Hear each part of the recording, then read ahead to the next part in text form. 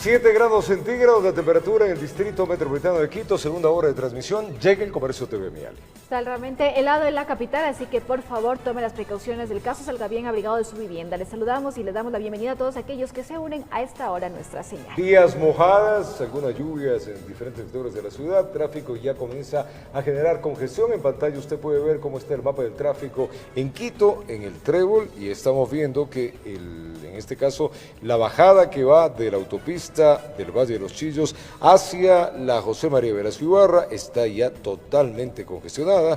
Hay tramos en los cuales la vialidad se torna un poco difícil allá. Igualmente lo que se va al centro de la ciudad, al sur de la ciudad, está en la vía Pichincha, con mucha carga vehicular. Ahí vemos también pues la calle Sucre, que presenta ya en el centro de Quito tráfico fuerte. En este caso, en la avenida Velasco Ibarra, el tráfico también comienza a tornarse pesado de sur a norte, y en diferentes arterias como Ladrón de Guevara, este tramo que va a la 12 de octubre y La Patria, está lleno de tráfico. La Gran Colombia presenta también esta hora congestión. Y acá en la 6 de diciembre podemos ver que también se ha congestionado. Hay que recordar que Quito soportó pues lluvia desde muy temprano en la noche, y esto claro conlleva que las vías estén algunas con mucha lluvia y hay que ir un poco más lento. Hay que respetar las normativas de tráfico. Esta vía que está también en rojo y anaranjado es la famosa vía occidental o la Mariscal Sucre, donde también en diferentes sectores presenta congestión. Norte, centro y sur,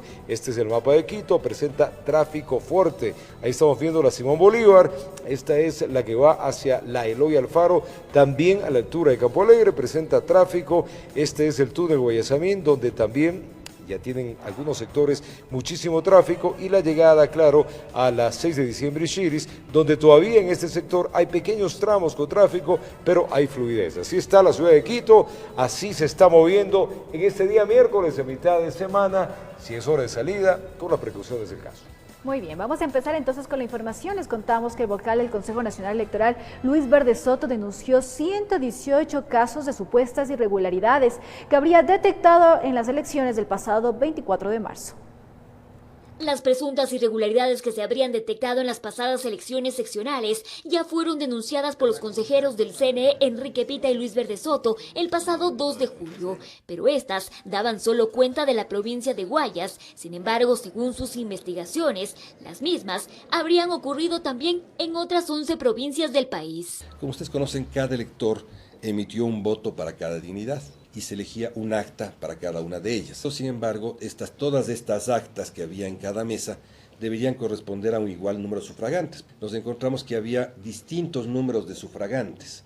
Había una cantidad para alcalde, probablemente mucho menos o mucho más para prefectos y viceprefectos, y cantidades distintas de sufragantes para concejales y consejeros. En total, según Verde Soto, serían 118 casos de supuestas inconsistencias numéricas registradas en las provincias de Azuay, Cañar, Chimborazo, Cotopaxi, El Oro, Esmeraldas, Guayas, Loja, Los Ríos, Manabí, Pichincha y Santo Domingo de los Áchilas. Tenemos que en la mitad de provincias del país no se produjeron estos casos. En la mitad de provincias del país sí hubo concordancia entre el número de sufragantes para alcalde, para prefecto, para concejal urbano y para concejal rural. Pero en la mitad de provincias del país sí se produjeron anomalías, sí se produjeron irregularidades y hubo desniveles significativos, llamativos, que podrían llegar a afectar al resultado electoral en las 4 elecciones. Por ello anunció que esta investigación será entregada a la Fiscalía y Contraloría General del Estado para su respectiva investigación. Que son actos dolosos, son actos que podrían hacer presumir fraude, y esto lo tendrá que descubrir la Fiscalía. En Quito informó Adriana Rojas. 7:04 de la mañana, Edwin Moreno, el hermano del presidente de la República, Lenín Moreno, rindió su versión en la Fiscalía General del Estado, esto por su supuesta relación con empresas offshore, investigación que también involucra al jefe de Estado. Veamos. Fue la fiscal general del Estado encargada en ese entonces, Ruth Palacios, quien abrió una indagación previa al presidente de la República, Lenín Moreno, su hermano Edwin Moreno y otras personas por supuestos nexos con empresas offshore. Edwin Moreno rindió su versión libre y voluntaria en la Fiscalía General del Estado este martes. Prefirió no pronunciarse, pero sí lo hizo su abogado.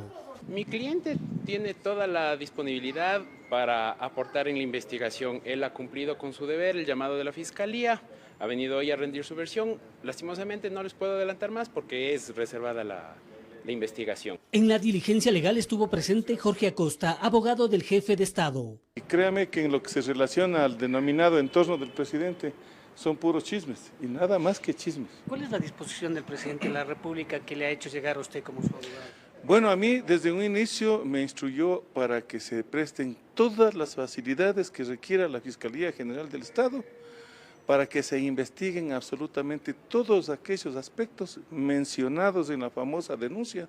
Acosta recordó que del propio presidente Moreno salió la iniciativa de que se investigue lo relacionado al caso INA Papers. Y sin poner cortapisa de ninguna especie. Es más, el presidente y su señora esposa, recordarán ustedes que enviaron una carta acá a la Fiscalía General levantando todo sigilo de sus cuentas y aceptando que se abran las mismas. Denuncia que la calificaron como política sin descartar a futuro responder con acciones legales. Creo que es muy pronto adelantar ese criterio. Hay que realizar las investigaciones con total normalidad, total transparencia y luego se decidirá.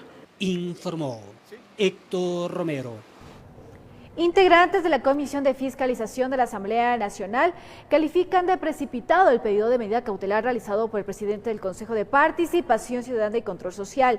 Según argumentan, de fallar a favor de José Tuárez, la jueza que dio paso a la causa estaría cometiendo una falta grave al intentar influenciar en una función del Estado. El vicepresidente de la Comisión de Fiscalización, Eliseo Azuero, mantuvo una posición firme sobre el pedido de José Tuárez, presidente del Consejo de Participación Ciudadana y Control Social, quien interpuso un pedido de medida cautelar ante el juicio político que se sigue en su contra. Si se pretende oponer al rol fiscalizador un juez porque esté aliado con el Correato, con el señor Tuárez o con cualquier otro grupo que se solaza haciendo que el país viva de escándalo en escándalo, tendrá que responderle a la Asamblea Nacional y a la justicia. Punto de vista que comparte el legislador Luis Pachala, también integrante de la Comisión de Fiscalización. Este mantiene que el pedido del cura Tuárez, presentado el pasado 19 de julio y aceptado por una jueza de la Familia, Mujer y Adolescencia del Cantón Ibarra, va contra todo proceso de ley, pues la ley faculta al órgano legislativo fiscalizar al Consejo de Participación Ciudadana y Control Social.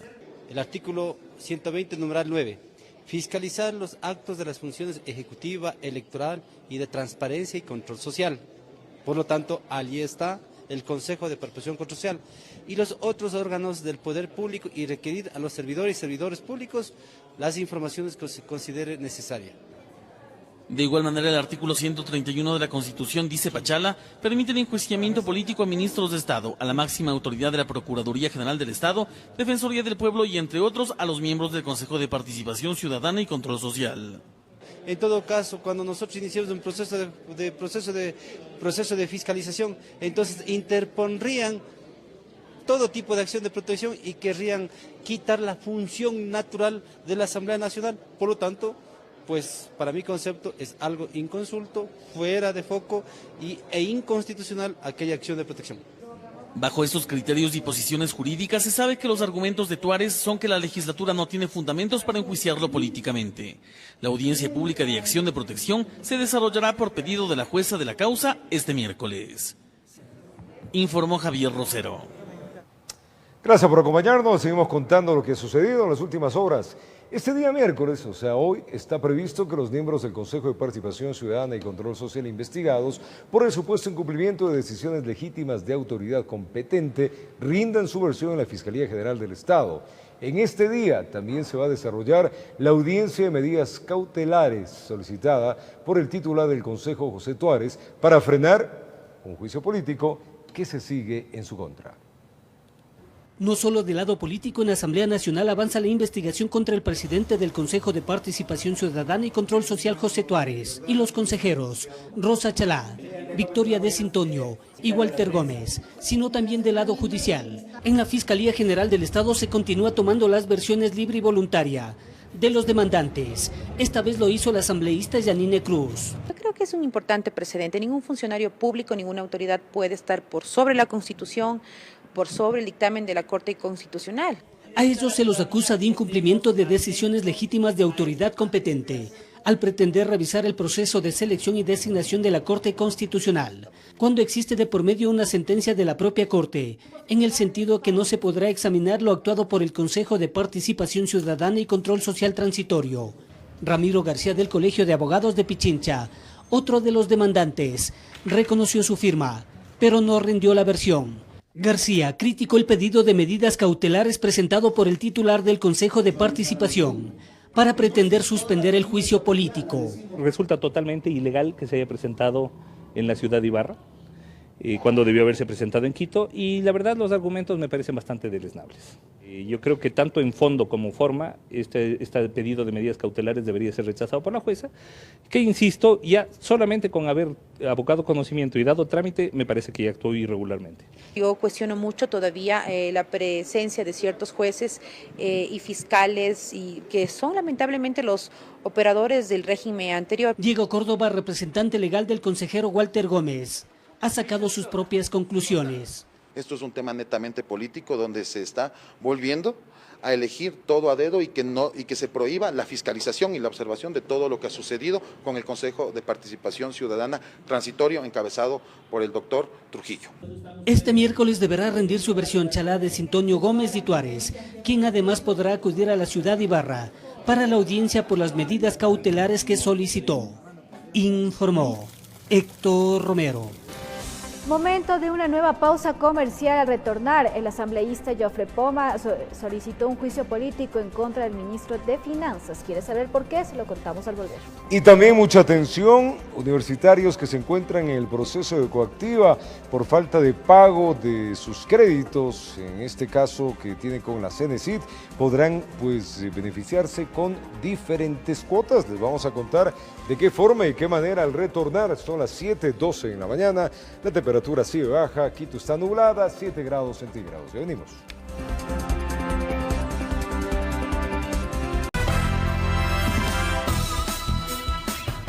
Continuamos con más información. La ley amazónica dispone que por cada barril de petróleo que se extrae se transfieran $2 a los gobiernos locales de esa región del Ecuador. No obstante, a decir del asambleísta Joffre Poma, esta norma no se ha cumplido por el ministro de Finanzas Richard Martínez, lo que lo ha llevado a presentar una solicitud de juicio político en su contra. Judicaturas. Un nuevo proceso de juicio político es el que se quiere impulsar en la Asamblea Nacional en contra del ministro de Finanzas, Richard Martínez. El pedido esta vez lo realizará el asambleísta de la Revolución Ciudadana, Joffre Poma, quien manifestó que la acusación se argumentaría por el supuesto incumplimiento en transferencias a gobiernos seccionales como prefecturas, municipios y juntas parroquiales bajo el concepto de la ley amazónica. El ministro de Finanzas debió haber, a partir de enero de este año, transferido los recursos que le correspondían por ley a los gobiernos locales, pero no lo han hecho. Que no hay razón alguna para que no se hayan hecho efectivas las transferencias, dice. ¿Qué dice la ley amazónica en el artículo 60? De que de cada barril de petróleo extraído en la región se tiene que dejar $2. Entonces, si se están produciendo 16 millones de barriles por día en este año, significa que debieron haberse depositado $32 millones mensuales. Y en corte hasta el mes de mayo apenas han transferido $89 millones con las alícuotas del año anterior. Del lado de Alianza País y aliados, piensan que de encontrarse pruebas que demuestren el incumplimiento de funciones de Martínez, es legítimo que se pida el juicio político en su contra. Bueno, el tema es que el ministro debe responder por lo que es su cargo. Aspiramos a que este sea la oportunidad, ya que no ha podido venir al Pleno, ya que no asiste a las comisiones, a través de este mecanismo de fiscalización podría ser uno de los espacios que la Asamblea pueda tener la información y requerir realmente explicaciones del incumplimiento a este ministro de Estado. En ese sentido, se tiene previsto que 2 comisiones del Legislativo reciban este miércoles al ministro. La primera sería la Mesa de Participación Ciudadana, en donde deberá explicar cómo avanzan los procesos para el pago de incentivos jubilares. Y la segunda, a la de Soberanía Alimentaria, para informar sobre las líneas de crédito para la promoción y fortalecimiento de los sectores agropecuario, acuícola y pesquero. En Quito informó Andrea Orbe. Es tiempo de contarles, amigos, que luego de más de 6 horas de intervenciones, el presidente de la Asamblea Nacional, César Litardo, solicitó que la comisión encargada envíe el texto final del Código Orgánico de la Salud para su votación en una siguiente sesión. Hay 2 puntos de este cuerpo legal que causaron el mayor debate: el aborto y el uso del cannabis para fines terapéuticos. Le contamos. Su trámite ha estado pendiente desde el 2012 y aún no se acaba. Se trata del nuevo Código Orgánico de la Salud.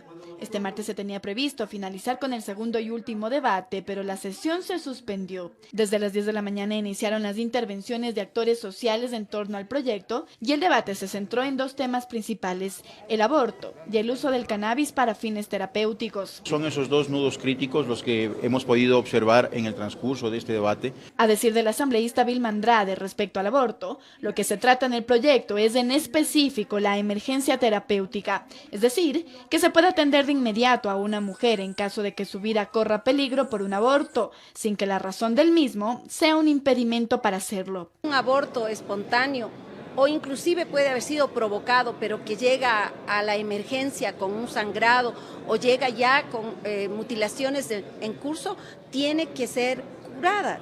De otro lado, en el proyecto se acepta el uso terapéutico de la marihuana, pero no se incluiría la autorización de la siembra del cannabis. Lo único que se aprobaría es la autorización para importar medicamentos con el componente cannabidiol. Esto garantiza de alguna manera a los ciudadanos del país a que puedan tener acceso al aceite del cannabidiol bajo una restricción y expedición de recetas especiales. Después de aprobación del Código Orgánico de Salud, volveré a presentar una propuesta integral para que no quedemos a expensas de la importación y de la comercialización, sino que realmente el país pueda marcar una política de soberanía también dentro del tema de la siembra y el cultivo. La legisladora Marcela Guiñaga señaló que el Código de la Salud regularía actividades que hoy son conductas penales, por lo tanto, a su criterio, es necesario que previo a su votación se aprueben reformas al Código Integral Penal. Una vez que se vote y se despenalicen esas conductas, es coherente votar este proyecto. Caso contrario, insisto, lo que estamos haciendo, torpedeándonos el trabajo legislativo que estamos haciendo. Tras 53 intervenciones de los asambleístas, el presidente del Legislativo, César Litardo, solicitó a la Comisión del Derecho a la Salud que envíe el texto final, que será sometido a votación en una próxima sesión. En Quito informó Andrea Orbe. Y en los exteriores de la Asamblea Nacional, los maestros jubilados de las diferentes provincias del país retomaron la huelga de hambre por la falta de pago a sus incentivos jubilares. Según mencionaron, esta vez no cederán hasta que el gobierno les cancele lo adecuado. Ante la falta de pago de sus incentivos jubilares, maestros de diferentes provincias del país realizaron un ayuno colectivo en los exteriores del Palacio Presidencial. Se sigue aumentando la lista de fallecidos sin cobrar y eso nos lleva a la situación de ir hasta una huelga de hambre. Pedimos que nos paguen, señorita. Esta vez los maestros jubilados de las diferentes provincias del país mencionan que no cederán mientras no tengan en su poder el cronograma de pago firmado por el presidente Lenín Moreno. Nosotros hemos propuesto un nuevo cronograma y ese sí lo vamos a hacer respetar. Nosotros aquí es inclaudicable. Seguiremos nosotros firmes en la causa por los derechos que nos asiste. Así también rechazan que el pago sea en bonos, y ya que según menciona Pompilio Verdesoto, maestro jubilado, a pesar de que se firmaron las actas de compromiso para el pago en efectivo, esto no se habría cumplido. Actualmente nosotros no hemos aceptado los bonos, vamos a seguir exigiendo el pago en efectivo. Que se pague en efectivo y se respeten nuestros derechos. Mientras ellos exigían el pago, representantes de los maestros mantuvieron una reunión con autoridades del gobierno, quienes se comprometieron que en 24 horas les entregarían un cronograma de pagos. Que se utilice los 350 millones de dólares que está en el presupuesto, más la asignación que ofreció el señor presidente de la República para que se pague a los compañeros 2015, 16 y 17. A pesar de ello, los maestros confirmaron en horas de la tarde la instalación de la huelga de hambre. Entonces, en este momento Ya hemos recibido el consenso de los compañeros y han resuelto instalar nuevamente en la huelga de hambre hasta que se nos entregue un cronograma de pagos en efectivo. El gobierno se comprometió en enero del 2019 a cancelar lo adeudado. El mismo ofrecimiento lo hicieron el 23 de mayo los representantes del Ministerio de Trabajo y el de Finanzas para que los maestros jubilados levanten la huelga de hambre que llevaba 2 días en ejecución. Inclusive vamos a seguir exigiendo el inmediato juicio político al ministro de Finanzas en el caso de que no cumpla. Informó Patricia Aldaz. El Instituto de Pensamiento Político y Económico Eloy Alfaro es cerrado por pedido del Gobierno Nacional. Esta fundación fue creada en el año 2017 por el expresidente de la República, Rafael Correa Delgado. ¿Qué sucedió? Le contamos. Quien notificó al representante de la Fundación Instituto de Pensamiento Político y Económico IPP sobre su cierre fue el Ministerio de Relaciones Exteriores, quien mediante acuerdo ministerial 096 declara de oficio la disolución de dicha fundación. Sobre esto, legisladores de la República tienen su interpretación. Si se incumplió, no sé si existe un proceso en el cual se comprobó un incumplimiento del objeto de tal fundación o algún mal manejo, pero esa es la única causal para que una corporación de este tipo pueda ser disuelta o eliminada. En efecto, el artículo ministerial señala que el IPP incumplió con el artículo 36 de la Ley Orgánica de Participación Ciudadana, el artículo 39 de su Estatuto Constitutivo, así como el numeral 1 y 2 del artículo 6 del Reglamento para el otorgamiento de personalidad jurídica. Razones que para la línea correísta son solo parte de una persecución que dicen se ha realizado a todo lo que represente el anterior gobierno. Es evidente que es dirigido. Entendería que esa notificación ha llegado el día de hoy, con lo cual ellos tendrían los recursos que les permite la vía administrativa del instituto interponer en sede administrativa. Según Aguiñaga, si esto es atentatorio a los derechos humanos, así como al ámbito de la constitucionalidad, la decisión podrá ser impugnada.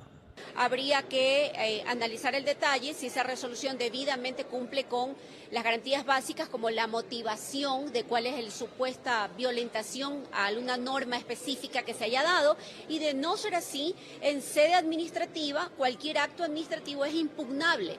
Sobre este particular se ha pronunciado también mediante Twitter el exmandatario Rafael Correa, así como el exministro de Relaciones Exteriores Guillaume Long. Los dos rechazan la orden de cerrar esa fundación. Dentro del contexto del financiamiento de la fundación del IPP, en la Fiscalía sigue abierta una investigación por presunto fraude tributario debido a $281.000 que fueron transferidos desde el Banco de Desarrollo Económico y Social de Venezuela. Así también en la UAFE se indaga un supuesto lavado de activos. Informó Javier Rosero. Y 1.000 universitarios que se encuentran en proceso de coactiva podrán beneficiarse del crédito educativo social con bajas tasas de interés y un plazo de hasta 20 años. La CENACYT presentó el programa en presencia del presidente Lenín Moreno. Lamentablemente, por problemas de salud, yo no pude continuar con mis estudios. Y mis padres tienen también sus gastos, están mis hermanos y tienen que solventar los gastos de mis hermanos. Entré en coactiva. Historias distintas que en la plataforma del MAC confluyeron en la misma frustración. Porque tampoco había terminado mis estudios y no podía conseguir un trabajo. Debido a su vez afectó mi garante, que lamentablemente también padece una discapacidad.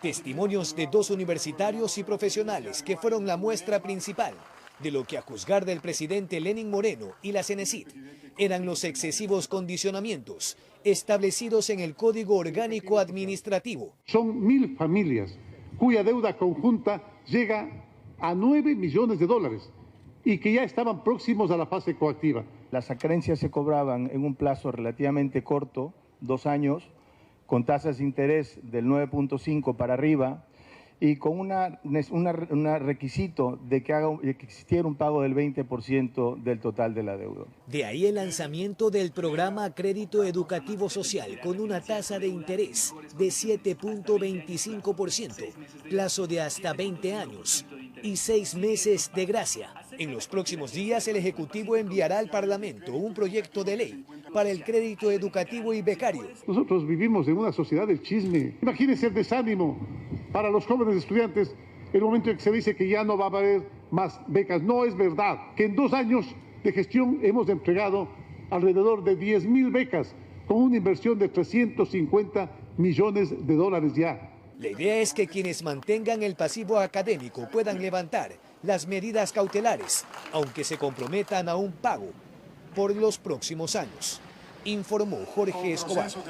Son las 7:28 de la mañana. Vamos a contarles ahora, amigos, que con el objetivo de fortalecer la organización de los sectores agrícolas y pecuario, en Quito se realiza una cumbre sobre cooperativismo moderno con la participación de expertos internacionales. En este evento de inauguración estuvo presente el vicepresidente de la República, Otto Sonnenhasner.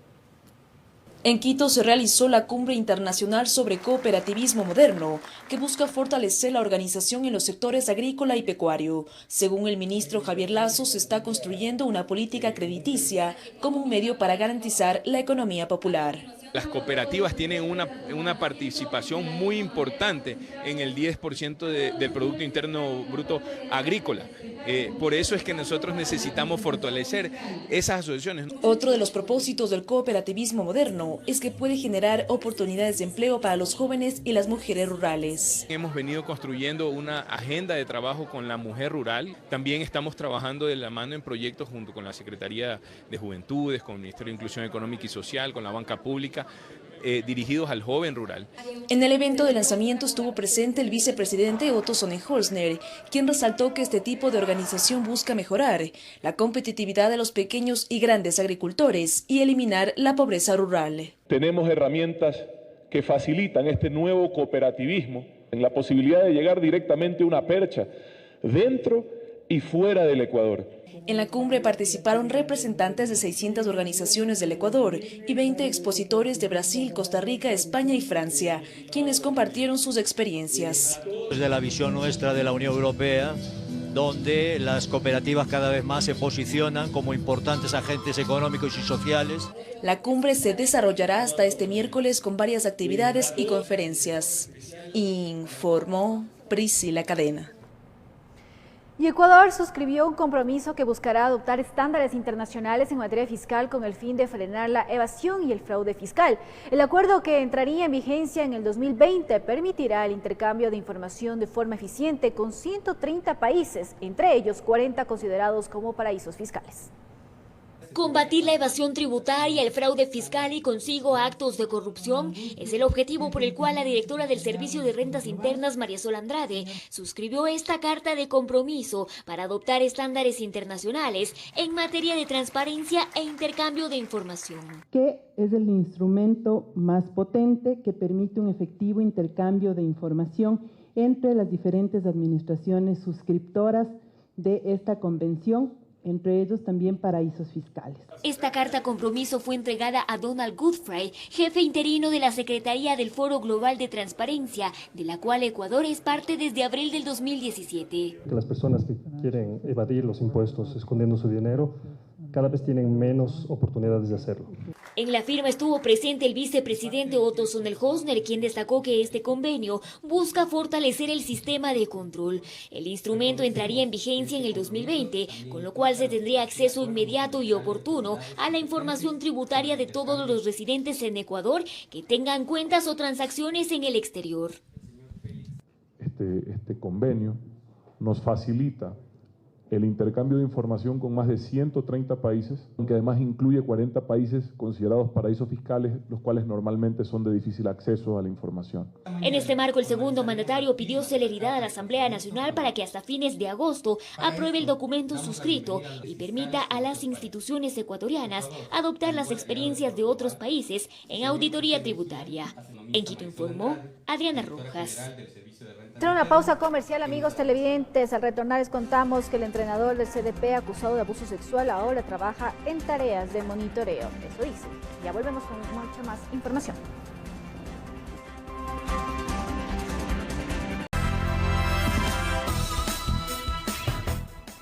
Continuamos con más información. La Concentración Deportiva de Pichincha aclara la situación del entrenador de gimnasia de su institución, que tiene una denuncia por supuesta agresión sexual a 5 niñas deportistas. Además, asegura que han prestado todas las facilidades y apoyos a las familias de las presuntas víctimas.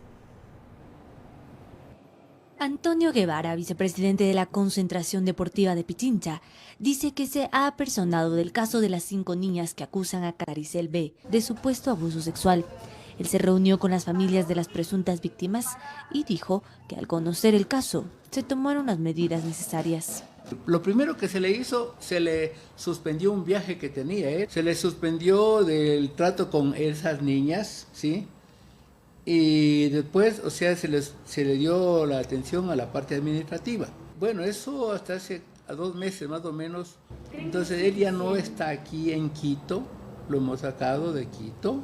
Pero las madres de las menores no concuerdan con esto, pues a su lectura, la concentración hizo un blindaje al entrenador señalado. No es posible que él esté rodeado de niños, aún trabajando con niños.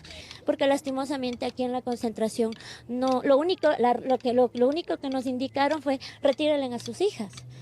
En ningún momento se ha dicho que las niñas tienen que salir del entrenamiento. Ellas están con otro entrenador, con otra entrenadora, y no, nadie les ha dicho, al menos por nuestra parte. Guevara defiende la estancia del entrenador como empleado de la concentración, pues esto habría sido una de las recomendaciones dadas por la Junta Metropolitana de Protección de Derechos de la Niñez. La Junta de Defensa dice que se les separe todo, pero que se respete los derechos laborales. La concentración deportiva de Pichincha adoptó a finales del año pasado un protocolo especial realizado con la Defensoría del Pueblo para actuar en casos de violencia de género.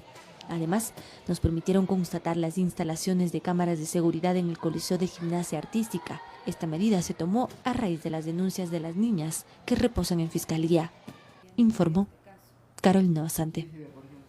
Un hombre de 38 años de edad agredió con una llave de ruedas a su padre, quien logró salir de su casa, pero fue alcanzado y golpeado en la vía pública. Este hecho lamentable sucedió en Manta, allá en Manabí. La víctima fue trasladada a un hospital con politraumatismos y el agresor, o sea, su hijo, cuenta con prisión preventiva. Le contamos.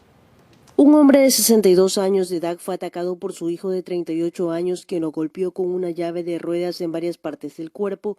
La víctima salió de su vivienda, pero fue alcanzado y agredido también en la vía pública en Manta, provincia de Manabí. El señor estaba en el piso inconsciente y él caminaba unos pasos más atrás y regresaba a darle otro más. ¿Con la llave de ruedas? Con la llave de ruedas, sí, correcto. El hecho ocurrió en las calles 320 y avenida 204 del barrio Eloy Alfaro. Quienes habitan en este sector aseguran que el agresor suele ser violento con el padre y un hermano que habitaba con ellos. Ya no es la primera vez, ya son 2 o 3 ocasiones que había este problema de insultos, pero esta vez ya se pasó de más. Tras el hecho, el afectado fue atendido y trasladado a una casa de salud donde permanece hospitalizado debido a las lesiones que recibió en la cabeza y otras partes del cuerpo. Presenta una fractura a nivel de cúbito derecho, contusiones a nivel de la cara, pómulo, periorbitaria. Está siendo evaluado en este momento por oftalmología, ya traumatología, ya hizo la inmovilización del miembro. El hijo de la víctima fue detenido por la policía cuando intentaba darse a la fuga tras la agresión. Al notar la presencia policial sale en precipitada carrera, por lo que se lo logró neutralizar. El mismo señor nos intentó agredir físicamente en contra de nuestra humanidad. La defensa del detenido afirmó que su cliente padecería de trastornos mentales. En conversación con los familiares nos comentan que la persona que se encuentra detenida sufre algún tipo de trastorno mental, podría ser esquizofrenia. Luego de la audiencia de flagrancia, el detenido quedó con prisión preventiva hasta que termine la instrucción fiscal. Con cámaras de Eduardo García desde la provincia de Manabí, informó Wendy Delgado. Lamentable, familiares de la joven que fue asesinada y descuartizada presuntamente por el cuñado aún esperan que le entreguen el cuerpo para darle sepultura. En tanto, los involucrados se encuentran bajo prisión preventiva. Veamos. Unas cuantas velas acompañan las imágenes de Diana Cruz Delgado. Fotos que la muestran con la sonrisa que siempre compartió a sus familiares y amigos. Frente a ese improvisado altar, sus allegados se preguntan qué hay detrás de este macabro asesinato. No hay explicación, no entiendo por qué la mató tan feamente. Yo, sinceramente, yo sí quisiera que se haga justicia y que se investigue a fondo por qué, cuál fue el motivo, quién le pagó para que la matara así. Al momento, el cuerpo de la joven madre de 27 años aún es parte del proceso de investigaciones y por ese motivo no ha sido entregado a sus seres queridos para el respectivo sepelio. Muy querida mi hija, oiga, mi hija era querida por todo, ella nunca tenía problema con nadie porque ella era bien allegada a todo. Diana Cruz habitaba en el bloque 1 de Bastión Popular junto a su esposo y los 4 hijos de ambos. Compartían la casa con la suegra y unos cuñados. La última vez que la vieron con vida fue el miércoles 17 de julio. 2 días después, la progenitora de Diana debió intervenir para denunciar la desaparición de su hija.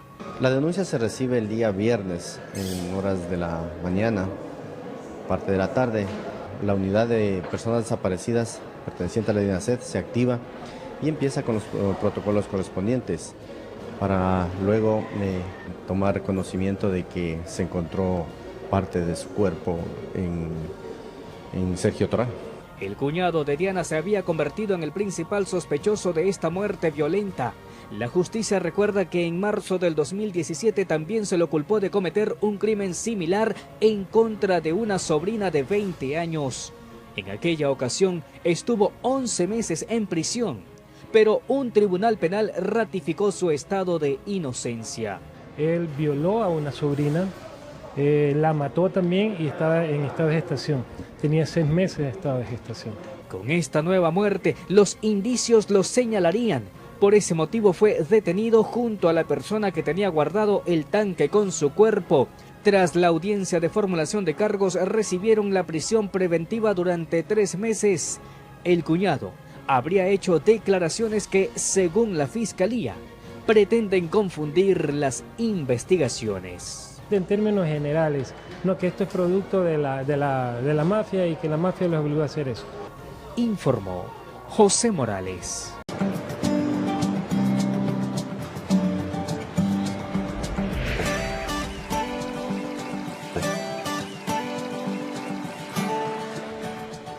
Una colección de cuentos ecuatorianos fueron llevados al sistema Braille para fomentar la lectura entre personas con discapacidad visual. Veamos.